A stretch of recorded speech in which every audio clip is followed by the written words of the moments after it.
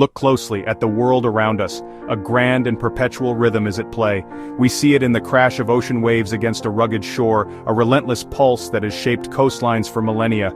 Each wave rises, gathers its immense power and then breaks, returning to the sea only to begin its journey once more. This is not chaos. It is a cycle, a powerful and predictable dance between energy and gravity. The world does not move in a straight line but in circles, spirals, an endless sequence of birth, growth, decline, and renewal. It is a fundamental truth of our existence, a pattern woven into the very fabric of the universe itself. We observe this same profound rhythm in the turning of the seasons. Winter's stark, frozen silence inevitably gives way to the tender shoots of spring. Life bursts forth in a riot of green, a testament to resilience and rebirth. Summer follows, a period of magnificent abundance and maturity, where the energy of the sun fuels a world at its peak. Then autumn arrives, a slow, golden retreat as energy is drawn back into the earth. Each season has its purpose, its own unique character, and each is an essential part of a larger, unbroken whole. In the early 20th century, a thoughtful Russian economist named Nikolai Kondratiev looked upon the grand sweep of industrial history. He was not interested in the daily or yearly fluctuations of the market. Instead, he sought a much larger pattern, a rhythm that spanned entire generations. He gathered vast amounts of data, studying prices, production, trade across Europe and America for over a century. What he discovered was astonishing.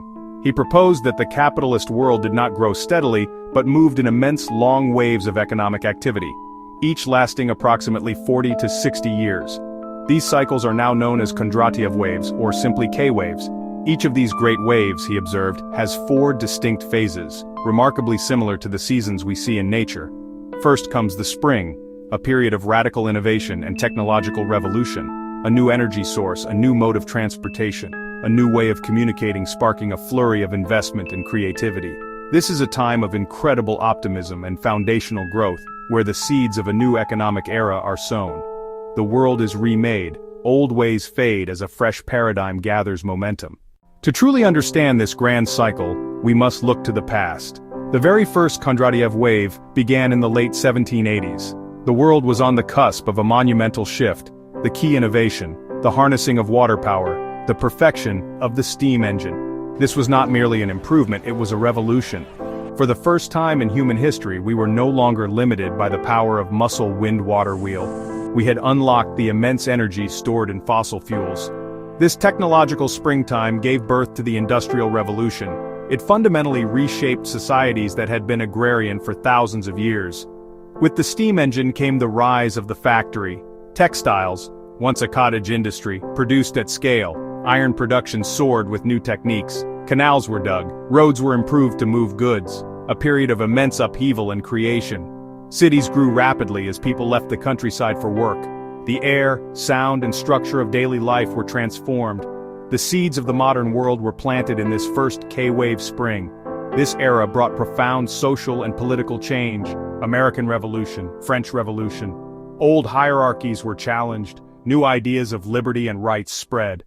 As the first wave gave way to the second around the 1840s, a new set of technologies arrived to propel the world into its next great expansion. The centerpiece of this new era was the railway. The steam engine, once confined to factories and mines, was now put on wheels, creating a network of iron arteries that would connect entire continents. Steel production, thanks to the Bessemer process, became cheaper and more efficient, providing the raw material for this vast new infrastructure. The railway did more than just move goods and people faster. It shrank the world, opening up vast new territories for settlement agriculture industry. This was the high summer of the Victorian era, a period of unprecedented global expansion and confidence. The railway steamship knitted the globe together into a single, interconnected market for the first time. Great Britain, at the heart of this empire of trade and technology, presided over an age of relative peace and staggering prosperity, the Pax Britannica. Capital flowed from the industrial heartlands to the far corners of the world, financing railways in America, mines in Africa, plantations in Asia. It was an age of boundless optimism, a belief in inevitable progress driven by the twin engines of technology-free trade. The transition into the 20th century marked the autumn of the railway age, and the dawn of a new technological spring. The third Kondratiev wave was ignited by electricity, the internal combustion engine chemistry. Suddenly, The world was illuminated by electric light, and factories could be located anywhere, freed from their dependence on steam engines. The automobile began its journey from a rich person's toy to a vehicle for the masses, promising a new kind of personal freedom. The chemical industry produced an astonishing array of new materials, plastics, synthetic fertilizers, transforming both industry and agriculture in a profound way. This wave powered the Roaring Twenties, a decade of incredible economic growth and cultural effervescence. The inevitable winter arrived with brutal force in 1929. The Great Depression was the harsh trough of the third wave, a devastating collapse that wiped out fortunes and led to years of hardship and unemployment across the globe. The Second World War, a tragic and destructive conflict, acted as a powerful catalyst, accelerating the transition to the next wave. Out of the ashes of this global crisis, the technologies for the fourth K-wave were forged and refined: electronics, aviation, petrochemicals, ready to power the post-war world. The fourth wave began its spring after 1945, leading to the long summer known as the Trente Glorieuses, or the Golden Age of capitalism, the transistor television, the jet airliner. But by the 1970s, this wave too entered its autumn. While Kondratiev's long waves describe the grand generational tides of our economic history, there are other, more frequent rhythms at play. Within these larger cycles, we can observe a more frantic pulse, a pattern of financial panic that strikes roughly every 2 decades. This 20-year cycle is not driven by sweeping technological revolutions but by something more immediate and more human: the cycle of financial memory. It's the time it takes for a generation of traders, bankers, investors who experienced a major crisis to retire, and for a new, more confident generation to take their place, convinced that, well, this time is different. We can trace this pattern through history: 1987, the Black Monday stock market crash, 1997, the Asian financial crisis, 1998, the collapse of long-term capital management, 2008, the monumental global financial crisis. The collapse of Lehman Brothers triggered a global financial meltdown. According to the rhythm of this 20-year cycle, the clock is ticking. The conditions are once again ripening for another major financial storm.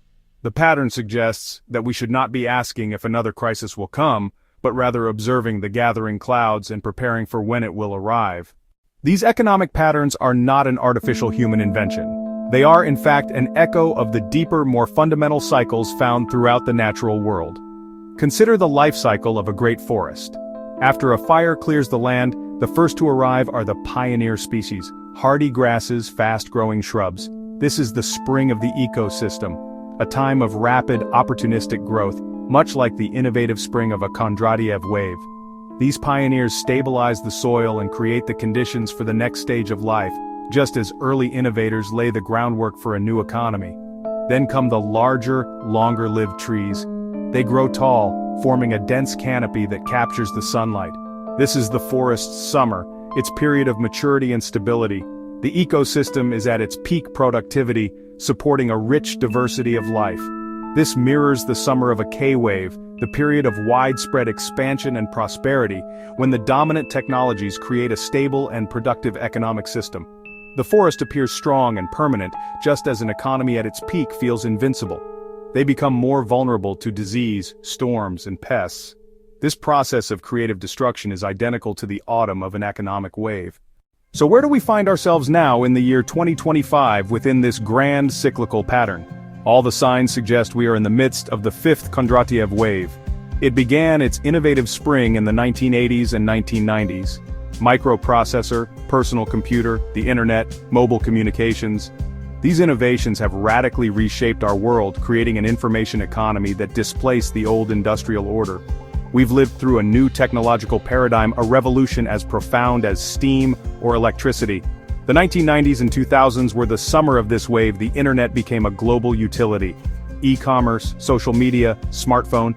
The core technologies of the internet and mobile computing are now mature. Growth in these sectors is slowing and the focus is shifting. We see the classic signs of a late-stage boom, immense speculation in cryptocurrencies, NFTs, and intense excitement around the next frontier of technology: artificial intelligence, blockchain, biotechnology, renewable energy.